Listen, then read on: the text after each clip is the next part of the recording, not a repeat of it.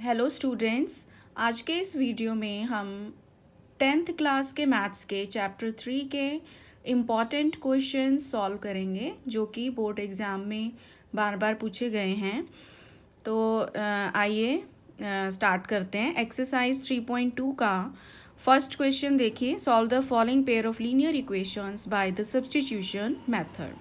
Paper में आपको ज़रूरी नहीं है कि मेथड गिवन होगा कि आपने किस मेथड से सॉल्व करना है। तो इसमें मैं फ़र्स्ट पार्ट सॉल्व करके दिखाऊंगी आपको, जिसको आप सब्स्टिट्यूशन या एलिमिनेशन किसी भी मेथड से सॉल्व कर सकते हैं। दोनों मेथड से मैं आपको बताऊंगी। तो फर्स्ट पार्ट इसका हम सॉल्व करेंगे। फर्स्ट पार्ट में हमें इक्वेशंस दे रखी हैं। x plus y equal to 14 and x minus y equal to 4। तो सबसे पहले हम इसको एलिमिनेशन मेथड से सॉल्व करते हैं। Elimination method. तो एलिमिनेशन मेथड जैसे नाम से ही पता चल रहा है, इसमें हम एक वेरिएबल को एलिमिनेट कर देते हैं, x या y को। और वो कैसे एलिमिनेट करते हैं, हम उसका कोफिशिएंट जो है वो इक्वल बनाते हैं दोनों इक्वेशंस में, और फिर इक्वेशंस को हम सब्ट्रैक्ट या प्लस करके उस वेरिएबल को हम एलिमिनेट कर सकते हैं। तो जैसे आप ये देखिए, यहाँ पर x का कोफिशिएंट ऑलरेडी 1 है और यहाँ पर भी 1 है। तो इस फर्स्ट इक्वेशन और ये हो गई हमारी सेकेंड इक्वेशन। तो हम करेंगे फर्स्ट माइनस सेकेंड। तो फर्स्ट में से हम सेकेंड इक्वेशन को सब्ट्रैक्ट कर देते हैं। तो x से x कैंसिल हो गया, y प्लस वाई 2y, और 14 में से 4 गया 10। तो y की वैल्यू आ गई 10/2 यानी कि 5। अब ये वैल्यू हम फर्स्ट इक्वेशन में पुट कर देते हैं। पुटिंग इन फर्स्ट, वहाँ से हमारी x की वैल्यू आ जाएगी। तो ये बन गया x प्लस 5 इक्वल टू 14।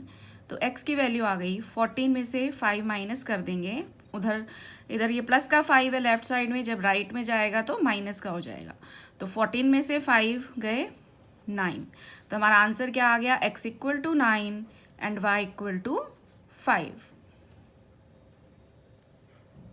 अब इसी क्वेश्चन को हम सब्स्टिट्यूशन मेथड से देखते हैं। तो फिर से हमारे पास दो इक्वेशंस हैं, x plus y equal to 14 और दूसरी है x minus y equal to 4।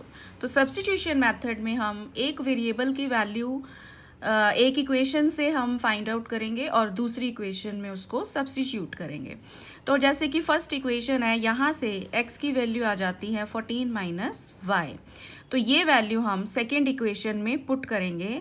तो हमारे पास आ जाएगा 14 माइनस वाई, एक्स की जगह 14 माइनस वाई हम रखेंगे, माइनस वाई इक्वल टू 4। तो इधर से हमारे पास आ गया 14 माइनस 2y इक्वल टू 4। तो माइनस 2y आ गया, 14 को हम राइट साइड में ले जाते हैं, माइनस 14 हो गया। तो माइनस 2y आ गया इक्वल टू माइनस का 10। तो माइनस से माइनस हमारा कैंसिल हो जाएगा। तो y की वैल्यू आ जाएगी 10/2 और ये भी कट के आ जाएगा y इक्वल टू 5। तो दूसरी वैल्यू x की हम यहाँ से निकालेंगे। x equal to 14 minus y है, तो हमारा आ जाएगा 14 माइनस 5 यानी कि 9। तो इस मेथड से भी हमारा सेम आंसर आता है, x equal to 9 and y equal to 5। इसके बाद जो नेक्स्ट इम्पॉर्टेंट क्वेश्चन है इस एक्सरसाइज का, वो है क्वेश्चन नंबर सेकेंड का fifth part. A fraction becomes 9/11 if 2 is added to both the numerator and the denominator. If 3 is added to both the numerator and denominator, it becomes 5/6. Find the fraction. So let us solve this question also.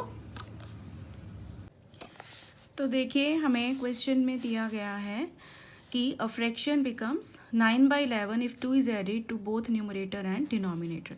तो पहले हम fraction मान लेते हैं कि let the fraction be x upon y. अब अगर हम न्यूमरेटर और डिनोमिनेटर में 2 ऐड कर दें तो ये जो फ्रैक्शन है वो बन जाएगी 9/11। तो यहाँ से हमारे पास एक इक्वेशन आएगी, क्रॉस मल्टीप्लाई हम कर लेते हैं। तो 11 into x plus 2 equal to 9 into y plus 2 आ जाएगा। ऐसे ही क्रॉस मल्टीप्लाई हो जाएगा। तो ये बन गया 11x + 22 इक्वल टू 9y + 18। तो इसको सिंप्लीफाई कर लेते हैं, रीअरेंज करते हैं टर्म्स को, 9y को लेफ्ट साइड में ले जाते हैं तो माइनस का 9y हो गया इक्वल टू 18 - 22। तो हमारे पास फर्स्ट इक्वेशन आ जाती है 11x - 9y इक्वल टू -4। तो इसको हम फर्स्ट मार्क कर लेते हैं। अब सेकंड कंडीशन हमें क्या दी हुई है, according to question second condition हमारे पास क्या है कि if 3 is added to both numerator and denominator, मतलब x + 3 upon y + 3 fraction becomes 5/6। तो दिस इज इक्वल टू 5/6। फिर से क्रॉस मल्टीप्लाई करेंगे हम, तो 6 × x + 3 इक्वल टू आ गया 5 × y + 3। इसको सिंप्लीफाई करते हैं तो 6x + 18 इक्वल टू आ जाएगा 5y + में 15। तो रीअरेंज करते हैं टर्म्स को, तो 6x - 5y आ गया 15 - 18। तो यहाँ से 6x - 5y आ गया इक्वल टू -3। ये हमारे पास आ गई सेकेंड इक्वेशन। अब फर्स्ट और सेकेंड इक्वेशन को हम किसी भी मेथड से सॉल्व कर सकते हैं, वेदर एलिमिनेशन और substitution, you can use both. तो इसको हम सब्स्टिट्यूशन मेथड से सॉल्व करेंगे। तो इसमें देखिए फ्रॉम फर्स्ट पहले हम x की वैल्यू निकाल लेते हैं। तो 11x हो गया इक्वल टू -4 + 9y। तो यहाँ से x की वैल्यू आ गई -4 + 9y अपॉन में 11। अब ये वैल्यू हम कहाँ पुट करेंगे, सेकेंड इक्वेशन में। तो पुटिंग इन सेकेंड हमारे पास आ जाएगा 6, x की जगह हम ये वैल्यू पुट करेंगे -4 + 9y upon 11 -5y equal to -3। अब इसको हम सॉल्व कर लेते हैं। तो ये बना 6 अंदर ले गए हम, तो आ गया -24 प्लस में 6 × 9 54y, और अब देखिए अपॉन में है 11 -5y इक्वल टू -3। तो फिर से आगे सॉल्व करते हैं हम इसको। तो 11 एलसीएम आ गया, ऊपर आ गया -24 + 54y, और ये जो 5 है इसे मल्टीप्लाई 11 से होगा तो -55y, यहाँ पर 54 है इक्वल टू -3। तो ये आ गया -24, 54 - 55 आ गया -y इक्वल टू, इस 11 को हम राइट साइड में ले जाते हैं तो 11 × -3। तो ये बन गया -24 - y इक्वल टू -33। तो यहाँ से -y की वैल्यू आ जाती है -33 + 24। तो -y इक्वल टू आ गया -9। तो माइनस से माइनस कैंसिल हो गया, तो y की वैल्यू आ गई 9। अब हम x की वैल्यू निकालेंगे, तो उसके लिए हम यूज़ करेंगे, यहाँ से हमने x की वैल्यू क्या निकाली थी, -4 + 9y अपॉन 11।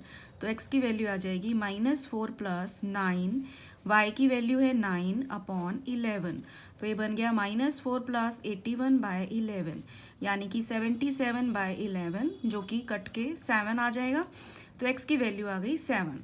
तो यहाँ से हमारे पास फ्रैक्शन आ जाती है x/y, यानी कि 7/y की वैल्यू हमने क्या निकाली है 9। तो ये आ गया 7/9। This is the final answer. इसी एक्सरसाइज का 6th पार्ट जो है सेकेंड क्वेश्चन का, वो भी बहुत इंपॉर्टेंट है। 5 years hence the age of Jacob will be 3 times that of his son. 5 years ago Jacob's age was 7 times that of his son. What are their present ages? तो आइए इसको भी हम सॉल्व करते हैं। तो इसमें हमें